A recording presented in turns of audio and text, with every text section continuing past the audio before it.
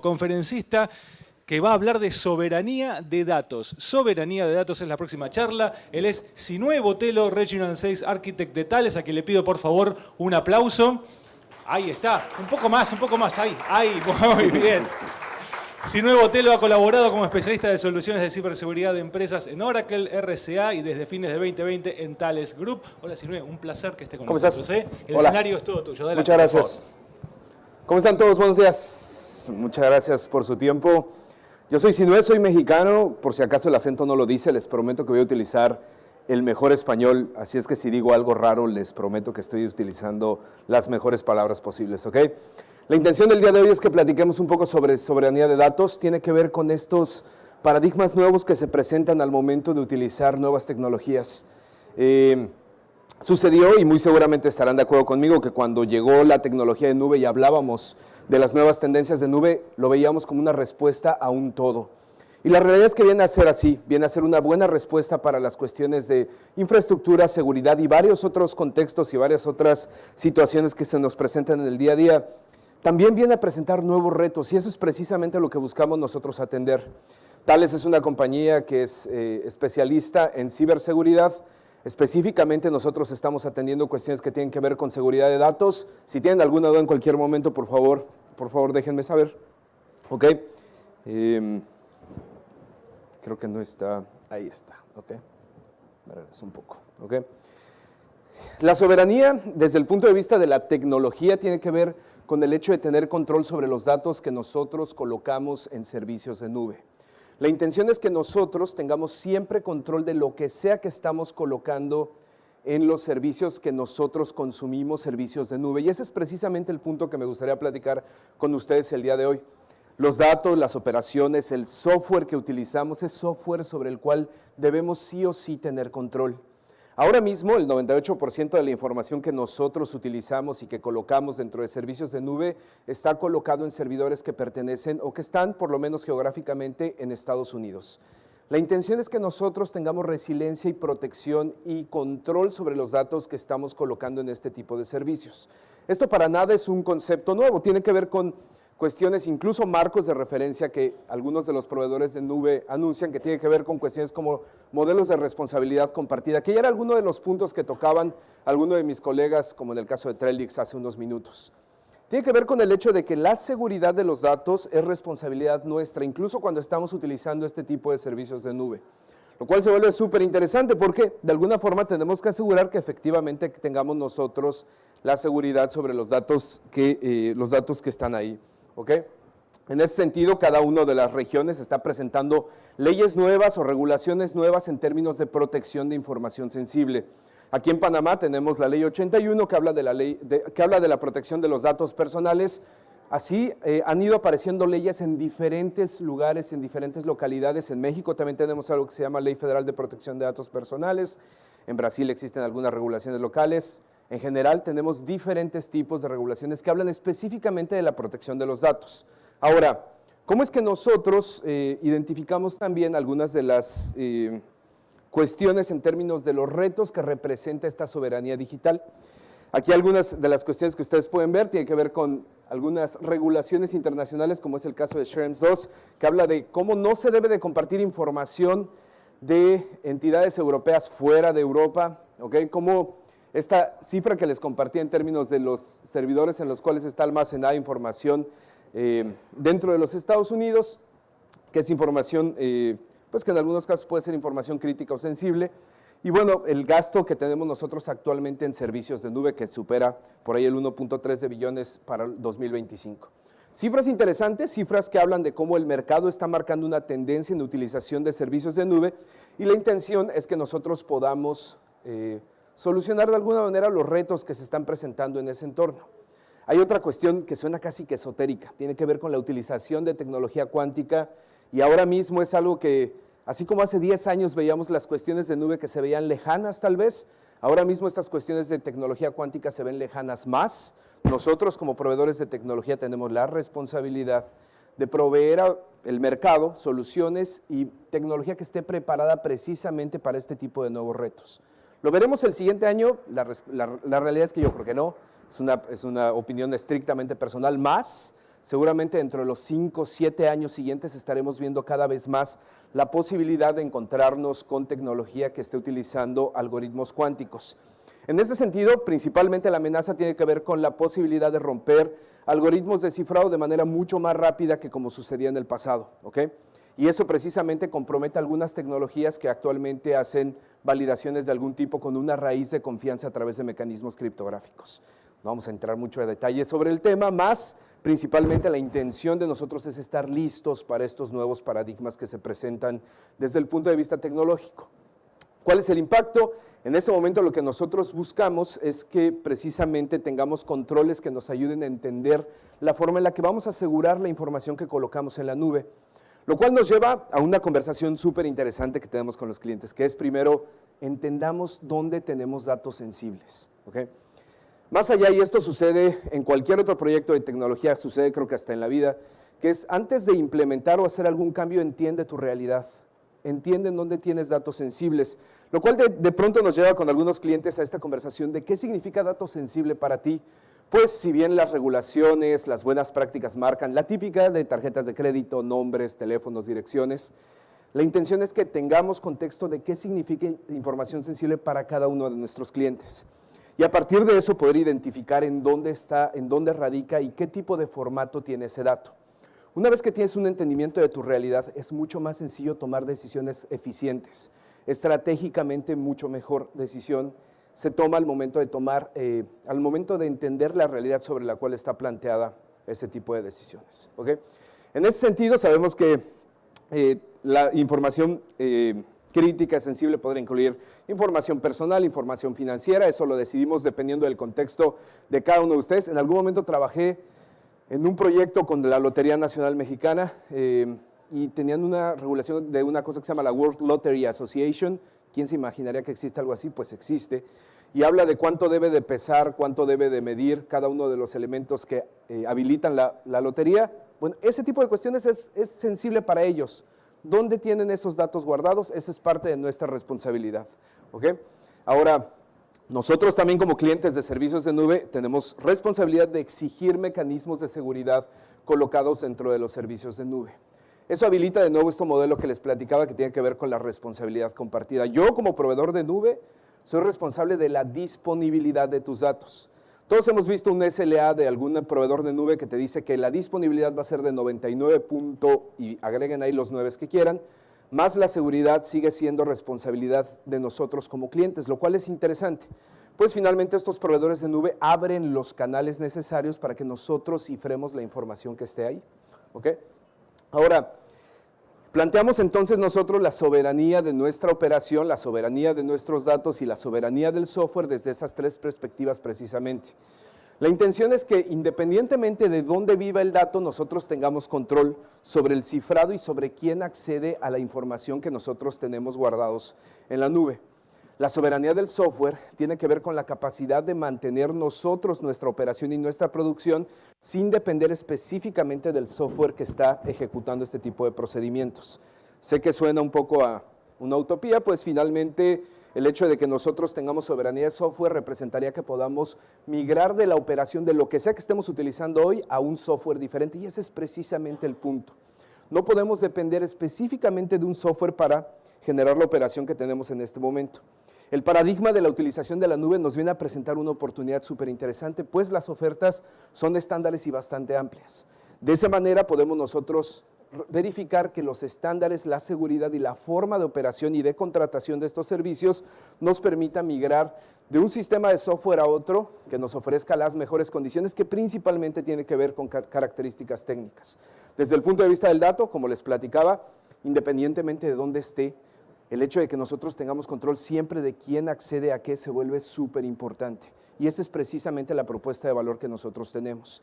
El hecho de tener control siempre de las llaves criptográficas, entrando un poco a materias técnicas, que se utilizan para cifrar la información que colocamos en una nube, en la nube azul, pero en la nube amarilla, pero en la nube de colores o en la nube roja.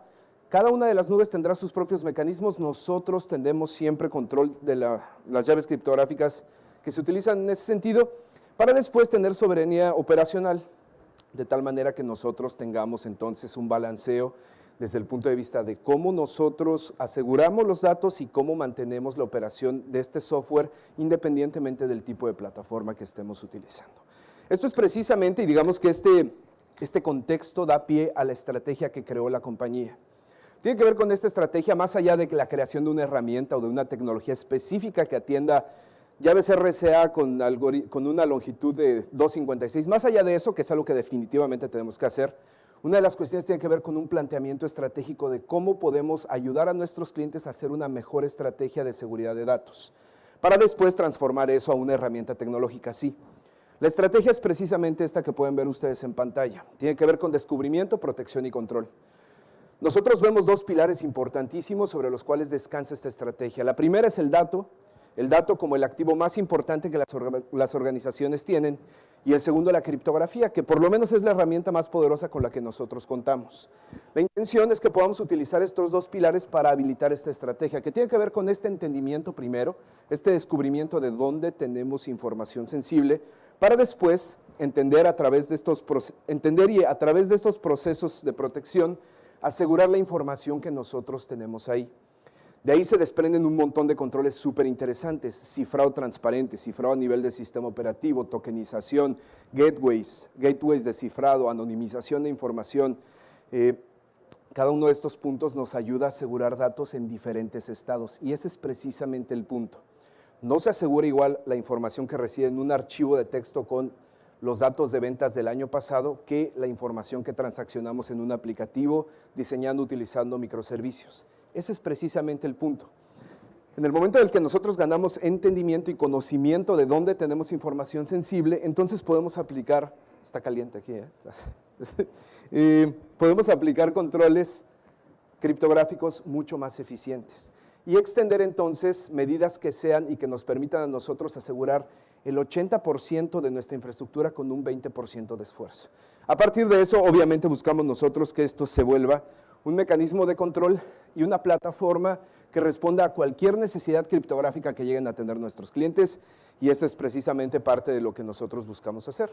Sabemos también que la adopción de nube no es una adopción que nos lleve del día 0 al día 15 a tener completamente nuestra infraestructura en nube, y es precisamente por eso que tenemos nosotros diferentes enfoques sobre los cuales buscamos ayudar a nuestros clientes a este tipo de adopciones, en el cual podemos nosotros colocar seguridad en la nube, en el cual tenemos capacidad de establecer control de las llaves criptográficas que utilizan diferentes proveedores de nube, como es el caso de los logos que pueden ver ustedes ahí, AWS, Azure, Google. Todos estos conceptos en términos de responsabilidad compartida, en términos de gestión de llaves criptográficas, son conceptos que los mismos proveedores de nube con absoluto conocimiento publican a sus clientes, porque saben que esta es la forma de asegurar la información que nosotros colocamos ahí. Después tenemos nosotros capacidad de tener controles de soberanía sobre el software que tenemos en nubes públicas, en el cual una máquina que vive en nube sabe que vive en nube. La respuesta es que no. Cuando estamos hablando de infraestructura como un servicio, son máquinas que únicamente saben que están viviendo dentro de infraestructura que está rentada, es más bien un modelo comercial. En ese sentido, nosotros tenemos la capacidad de asegurar ese tipo de datos ese tipo de máquinas a través de controles criptográficos. Finalmente, tenemos estas capacidades también de hacer mecanismos de seguridad desde el punto de vista de acceso físico, de software, en el cual identifiquemos específicamente quién debería tener acceso hacia qué dato en especial. una de las cuestiones súper interesantes que nosotros hacemos a través de tecnología de cifrado no es solamente identificar a la persona que está accediendo a un dato específico, sino qué proceso está usando. Y esto me remonta un poco a lo que platicaba el chico de Trellix, ¿no? No es únicamente interesante saber quién eres, sino también qué proceso utilizas, porque a partir de eso puedo saber si se trata, por ejemplo, de un ataque de ransomware. Y eso es algo que podemos lograr a través de nuestra tecnología. No es que estemos del todo metidos en ese mundo de ransomware, sino principalmente lo que buscamos es ser tan inmersivos como sea posible en términos de la identificación del contexto. Eso, desde el punto de vista teórico, se llama contexto de autenticación, quién eres y además bajo qué contexto estás tratando de ingresar a qué tipo de dato. Y eso es algo que podemos lograr perfectamente a través de estas tecnologías. ¿Okay? Así, cada uno de los puntos en los cuales nuestros clientes van colocando una estrategia utilizando diferentes mecanismos de nube, nosotros buscamos tener precisamente una respuesta para ese tipo de necesidades que van presentando. Este es alguno de los puntos que nosotros colocamos. Esta estrategia, y para entrar en materia, digamos, de qué significa esta estrategia habilitada.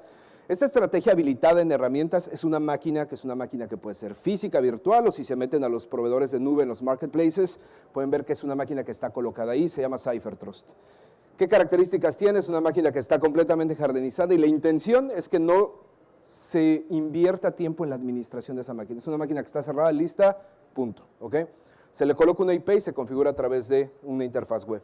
Después, ¿qué hacemos con esa máquina? Bueno, esa máquina tiene la inteligencia, los bits, los bytes necesarios para ejecutar los diferentes módulos que pueden ver en pantalla ustedes en este momento. Tiene que ver con la capacidad de hacer descubrimiento de información, lanzar procesos de escaneo y decirte, oye, en el ambiente de desarrollo alguien hizo un print screen del CRM y ese print screen tiene información de tarjetas de crédito o tiene un número de identificación personal que es únicamente relativo a tu negocio. Esas características y esas capacidades las tiene la herramienta a través de estos módulos. No es lo mismo, como les platicaba, cifrar información en una base de datos que anonimizar los datos al vuelo cuando se están presentando a través de un aplicativo web. Y esto es precisamente lo que logramos a través de mecanismos de cifrado y tokenización. Cada vez que alguien paga con una tarjeta de crédito y necesitamos nosotros cifrar los datos y hacerlos completamente anónimos, es algo que podemos lograr a través de esta herramienta. Si es a través de servicios web, microservicios, eso depende de la arquitectura de los aplicativos, más es algo completamente lograble. ¿Okay? El punto máximo del dato es hacer el dato anónimo que ni siquiera alguien que lo está viendo pueda saber si se trata de un dato real o no. Eso es anonimización de información. Si alguien se lleva una base de datos y no sabe distinguir si se trata de datos reales o no, ese es el punto máximo de seguridad al que podemos nosotros atender a través de este tipo de soluciones. Es algo que podemos lograr. ¿Okay?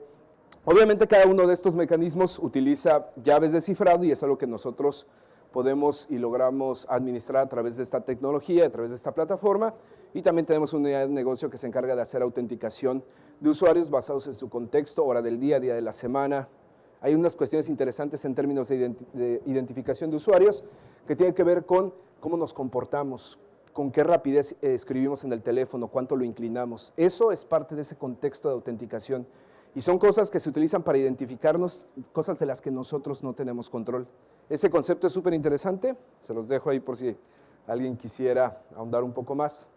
Nosotros utilizamos la criptografía como la herramienta más poderosa que tenemos para asegurar el dato.